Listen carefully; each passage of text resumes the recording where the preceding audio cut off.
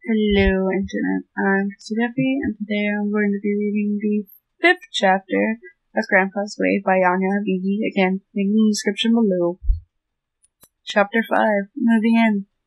Narima surely looked nice in the morning. It was middle autumn, and the streets were covered in fallen leaves. People were walking to the market or in their morning jog. Children were going to school. It was quite nice, and the car was just awesome. It was the first time he drove around town. Every time his father had let him drive, that they'd been miraculous together for more than 5 minutes, had been on a deserted highway. Akira was comfortably sitting on the passenger seat, looking around with a huge grin on his face. He had asked Ryoga to show him the Narima ward of Tokyo, and he liked it. But there was another reason for Akira's big grin, and Ryoga just knew it had something to do with the engagement. He knew that at any moment he would just come out of the blue and say something like, "I want grandchildren," or something like that. Ryoga shuddered at the thought. Like for him, Akira only asked him to bring him back to Yucatan since it was almost lunchtime and he had to help around. Besides, he had to pick up his mother too. Funny, he half expected this little ride to be an excuse for a life-wrecking news. They were going to end it today anyway, as he said to Yukio the night before. What he didn't ever expect, though, was seeing his mother and his reluctantly, except for now, fiancé waiting for him on the sidewalk surrounded by luggage. "I think Yushantita is ready to leave," Akira exclaimed. "Leave? Oh, I forgot to tell you," Akira said as he was exiting the car. "She's moving in with you." Ryoga's eyes looked like two balloons that were suddenly puffed up with more air than what they resisted. What? He exhaled. "Come on, boy, help the ladies with the bags," Akira chirped. Yukio got hurriedly into the back seat and ignored his father's waving hand. She was so pissed off at him. After stuffing the poor trunk with bags, Ryoga and his mother occupied the front seats and the car rolled back to the Hagiki residence. Looking at her son's look, a mix of anger and annoyance plastered on his face. She felt like she had to elaborate. "Before you say anything, darling, I'll let you know that this was your father's idea, and I had no say in the matter." "It's okay, Mom," he said in a dead tone. He glanced at Yukio through the rearview mirror. She was looking through the window, a bored expression on her face. "I know we should have discussed this together, but your father and Ichiro decided that it was better that all the family's men talk about it alone." "Oh, I suppose I'm a girl now," he sneered. He heard Yukio snort. "It's not like that, Ryoga. You know how they are," his mother said in an apologizing tone. "Yeah, I know," he resented. The rest of the trip home continued in silence. "Yukio, welcome home," Hibiki Kita greeted his daughter-in-law with glee. "I'm so glad you're finally here." "Thanks, Mr. Hibiki," she said tonelessly. Apparently, his new daughter wasn't sharing his excitement. He wondered why. "Dear, did you finish your little job?" Aiko asked her husband as he started to help Ryoga with the bag. "Uh-huh," he answered. "They're gonna like it." Ryoga followed the lady inside the house to start lunch. As they passed Ryoga, his mother addressed him. "Take those to your room, honey, and don't ask. It wasn't my idea either." Ryoga groaned. Climbing the stairs with heavy steps, he reached the door of his bedroom.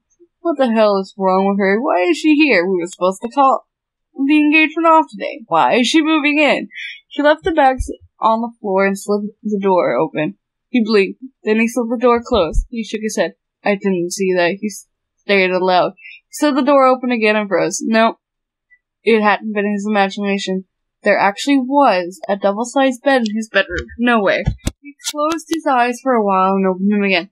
The bed was still there. It had a fluffy white bedspread and puffy white cushions. 2 little wooden nightstands were on each side of it, matching a cute white dresser with a huge mirror on the right end of the bed. And his wardrobe on the left side had been somehow expanded for 2. Calm. You have to remain calm. "Dad!" The pot Yukio held almost fell off her hands as the shout rang through the house. She cast an inquiring look at Aiko, who only sighed and continued to cook the noodles. As his father reached the bedroom with the rest of his luggage, he looked innocently at his son, who, for some weird reason, had this irate look on his face. "You are not innocent, Kiddo. You are not innocent." "What is it, son?" he said as he entered the very recently reformed room. "What is it? Gee, I don't know, Dad. I got up this morning in my room that looked perfectly normal, and now I find that it's suddenly perfectly accommodated for a married couple. Do you have any idea what it might have happened, Daddy?" Well, where else was Yukio supposed to sleep?" He shrugged instantly. "I don't know, Dad. The guest room, maybe. I thought it was a room for guests," he retorted acidly, his fangs poking out menacingly. "Oh, but it's occupied by all our souvenirs. Your mother wanted a little more space in our room. And yours was truly stuffed, too. So that's your excuse." "Yeah," he said with a grin, reaching his bedroom besides. "You can have more fun with your fiancé in that bed, don't you think, boy?" At the utterly perplexed and embarrassed look Ryoga gave him, he had to laugh. Lunch was really quiet. Ryoga didn't utter a word, barely eating. Ryoga poked at her food in a bored manner.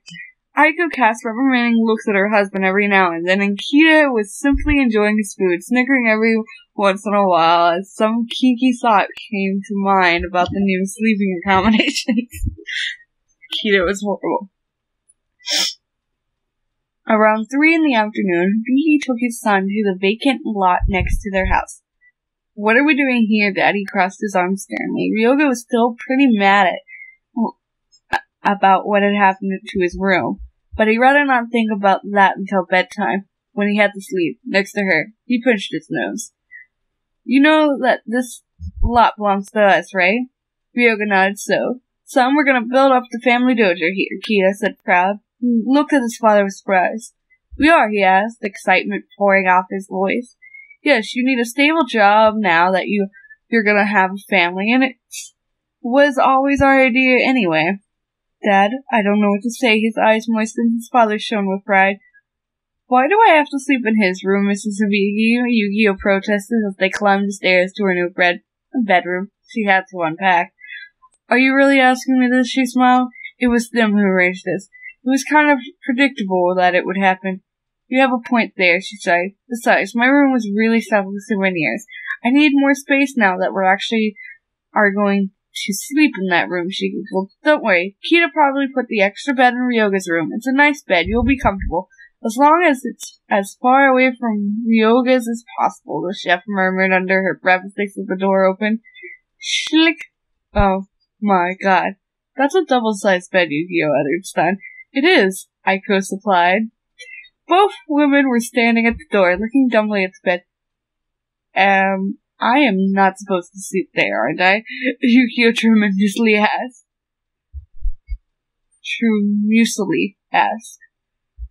"I am afraid so," Aiko nodded. "Dear, why don't you start unpacking? I'll help you in a second. I need to have a word with my husband." "Sure." "Wow, Dad, you really pissed her off now, huh?" "Nah, she was already a little pissed about last night," came the muffled voice. "Well, you did go behind her back when you talked to Akiro." "Aw, you know she wouldn't have agreed with it if we told her." "Exactly," Ryoga sneered. He helped his father out of the trash can and dusted them off. "And you complain about your fiancé." Mrs. Hibiki went back to her son's room to help Yukio with her things, only to find the girl still standing at the door frame, the dumbstruck look still on her face. "This isn't happening. This isn't happening. This isn't happening. Yukio, are you okay?" "What?" The girl blinked. "I don't know." "This is too much," she shook her head. "I know, sweetie. I know things have been going too fast, but sadly we're not the ones who decide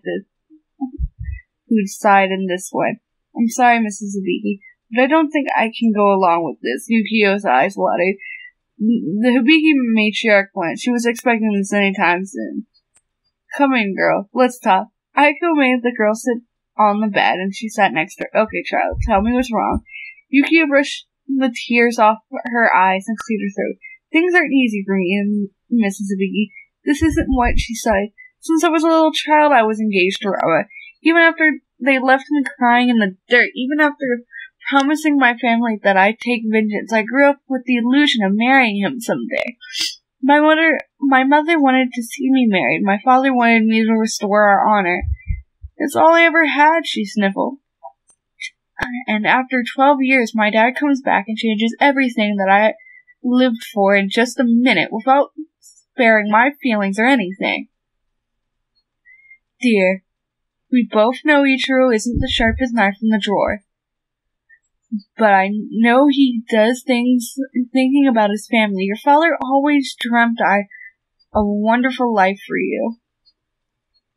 Maybe that's why he engaged you to Satame in the first place. I know your mom also wanted the best for you, ever since she found out she was expecting you. Something inside the girl warmed. The only thing about this whole mess was that she found out more about her mother. She did? The lady nodded. Besides, if you married Rama, your family honor still wouldn't be restored, because you had a promise that it weighted much more than your engagement with the Satames. We're talking about a 3 generations promise here. If it's of any consolation, your engagement to them had always been null, since you had already been a commitment to us. I don't know how Akira would have reacted if you married Rama. Aiko shuddered. Well, if I hadn't married him, then that would have mean that I dishonored the family, since I didn't fulfill the family's obligation. Then Grandpa Akira would have probably disinherited me. Which is what he's going to do now if you don't marry my son. Yukio's eyes grew wide as saucers. Even if it hadn't been mentioned, it was surely what was going to happen if she refused to carry out the promise they made so long ago. Then she would lose the family heirloom, her spatula, the family name, the family title as an Okinawa chef. She'd lose everything she is. I hadn't thought about that, she said, her voice constricted. She patted her head softly and stood up. Just think about it. Maybe you should talk about this with your grandmother, she said while leaving the room. Maybe. Yukio's face darkened as the implications of what had been said started swirling in her mind. And that is the end of Chapter 5. Yukio is being slapped with hard troops she can't handle. Kido wound up in a trash can. Yoga is kind of happy his father wound up in the trash can, I'm sure. But, leave your comments down in the comment section where comments go. And do all that good stuff. Bye-bye.